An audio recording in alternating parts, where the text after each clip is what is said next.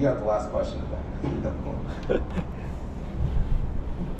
Okay, good. Hi, Senator. And I have two questions about continuing the previous question about social media.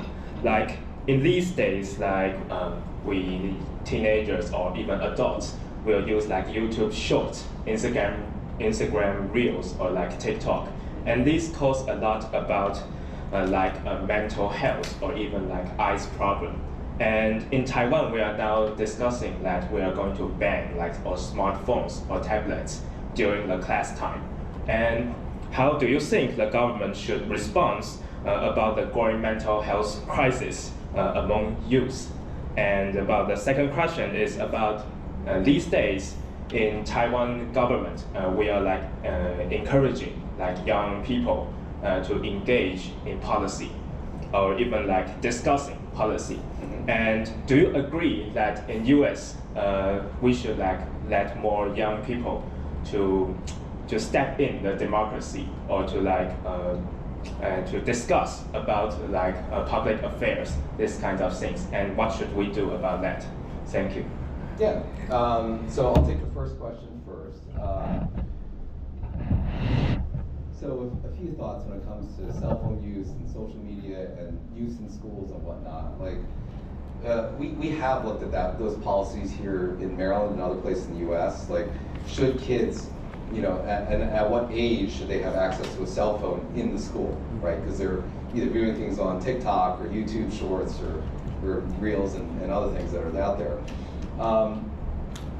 It's really challenging because sometimes, like, some parents feel like for their safety, they want their kids to have their phone with them in school. There are some schools that have said, like, okay, during class time, you're not allowed to use your phone. Everyone has to put it in the shelves over here, right?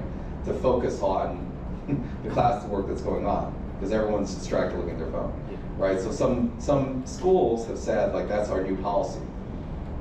There's a lot of like tension there, because, like, you know, some parents are like, well, I want to know if my kid's safe, so if I have an emergency, I want to be able to get a hold of them, and their phone's over there. I can't get a hold of them until the end of class and whatnot.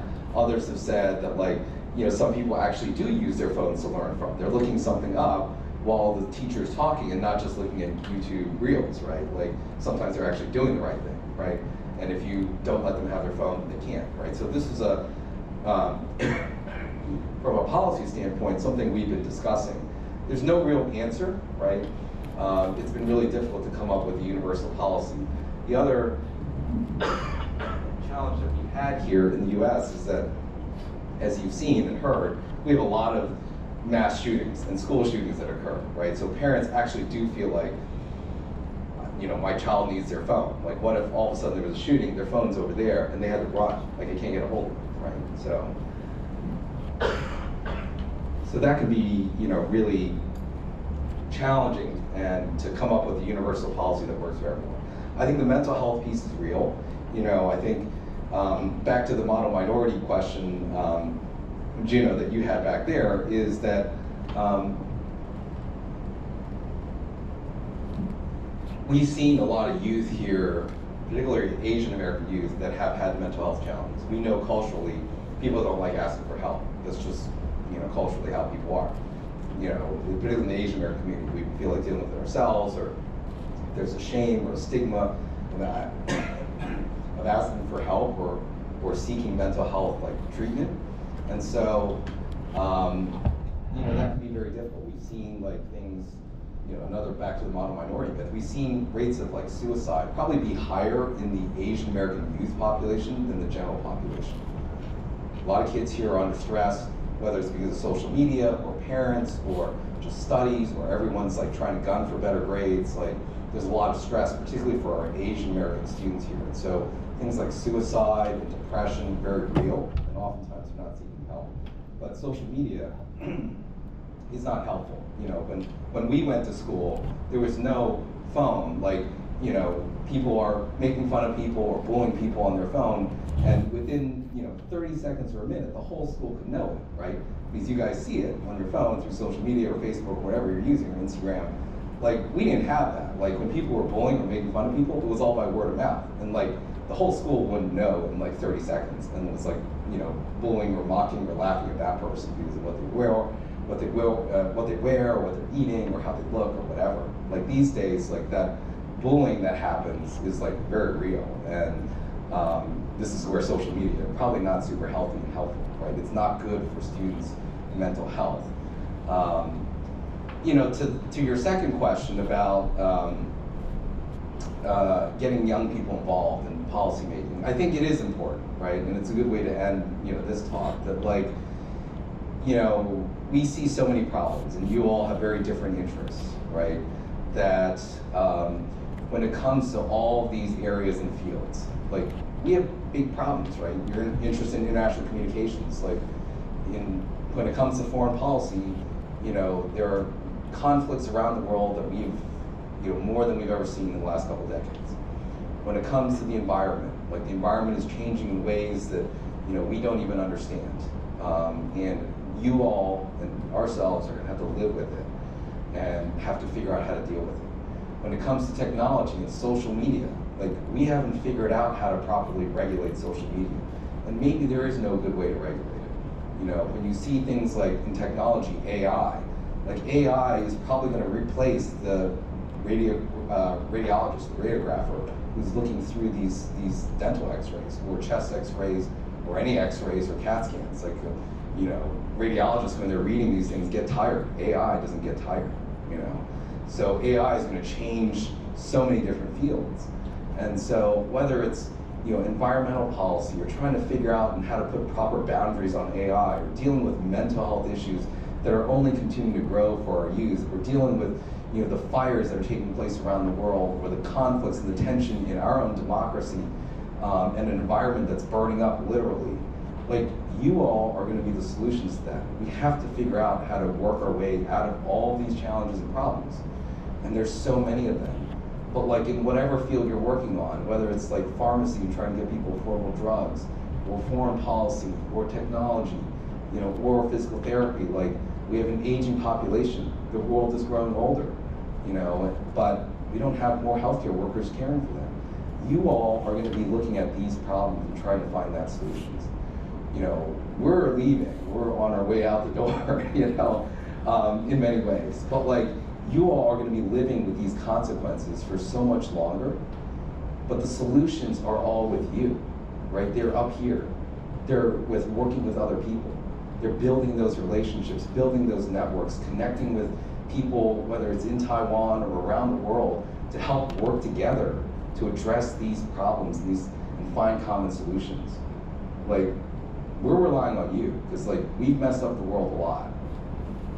It's up to you guys to fix it. So, you know, hopefully you'll take that to heart and realize that, like, regardless of whether field you're working in, there's a lot of challenges. And it's through innovation, it's through putting your mind to it, it's through policy making if you want to get involved in that, and encourage you to do that. Because, you know, you can come up with the latest, greatest tool technology-wise, but if there's no regulations or boundaries around it, or someone is not promoting it through government funding or services or programs, nobody might know about it. But like, you know, even getting involved in the policy end is really, really important in whatever you do, right? Whether it's international communications policy, or healthcare policy, or pharmacy policy, or social media policy, like, just know that like, policy can affect a lot of different things. And that's why I first got involved in recognizing that, like, if you want to effectuate broad change, like the work that you do in your specific field, like as a physician, is important, but also being able to elevate that change to across a community, across a population, across a nation, is through policy work that you do, right? So that's why I think it's important and inspiring to see you here, because, you know, we're just 30 miles from, probably less than that, from Washington, D.C., which is chaotic right now. Washington, D.C. is like a mess. But that's policy making, right? We may not all agree with the policies that are happening there, but there's policy being made there. But like, you should go back and think about your own field and make the best policy for your own field. Make that change. We need you. Thank you. Can I have just one last question? Yeah. This is the ultimate Sure. one. Since you're in politics, I was wondering what socioeconomic factors can influence a person's stance on different politics, such as in the U.S. we have the conservative and we have the liberals on the other side. So I was wondering, like, what influences in the socioeconomic background would make a person choose one stance or the other? Yeah, thank you. It's a good question. It's a tough question because a lot of it, I think, comes back to social media. People are seeing what they want to see, right? So they have a particular impression, or they were raised a certain way, and then that means that the algorithm has been programmed to show them things that reinforce how they were raised, or their upbringing, or their perspectives, or their opinions. Like if they're more conservative, more liberal, more progressive, or whatever, like it's being reinforced by what they see on their phone. I think what you can do as young people, and this is kind of like back to the future in a way, but like, you know, at the end of the day, you change opinions by talking to people, right? You can see things on social media, but like, and it is coincidental because you were the one that asked the question about what happens at their door. Like, you are the strongest advocate for these positions by talking to other people face to face. We see things on their phone, we're all influenced by that, that's fine, but like there's nothing more influential than actually talking to someone and having that conversation. And knowing that you may not agree with that person, you may not agree with that person, but you're willing to spend the time to engage and try to persuade them to your perspective, why you think this is right, and why their perspective may not be reality or misinformation or just untrue. Like, that's hard work. That is not easy, right? Taking the social media way is the easy way out, and that's what we all do these days. You see the digital advertising, we campaign on digital advertising on their phone, we send ads through Facebook and Instagram, you know, but at the end of the day, the most effective way of influencing policy and changing public opinion is for people to talk to someone. And all of you have people that you know that are in your own network that you can talk to influence their opinion. And if we all do that, we can have a real impact.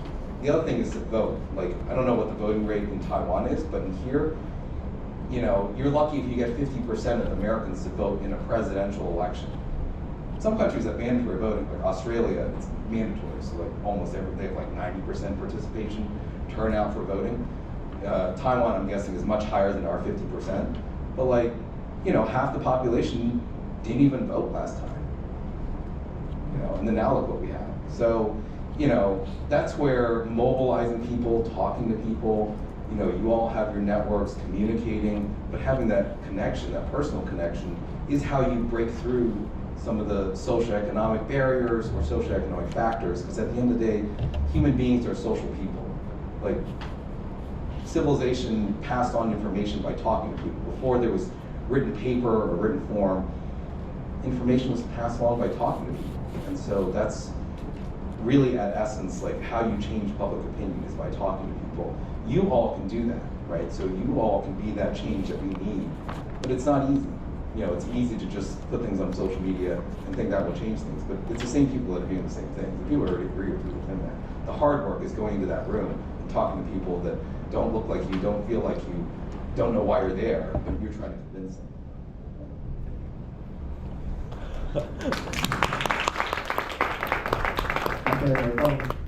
Thank you, Dr. Clarence Lam. He had a lecture after this one, Johns Hopkins, and thank you everybody. And he's a doctor, so I pick up this one from my from here. This one is a Japanese cucumber. They are 3 times bigger than you saw in Taiwan. They are best cucumber, and that's for him because he wants to stay healthy.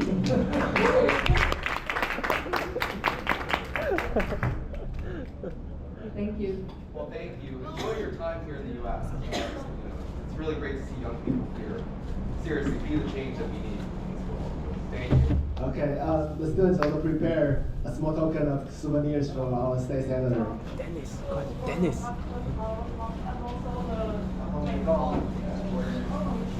This is the gift from OCC. And we also prepare our own gift, some Taiwanese snacks, and our board for you. This is special. This is the Taiwan world champion. Yeah. Baseball? Baseball. Yeah, yeah. Awesome. So Thank you. maybe before so Okay.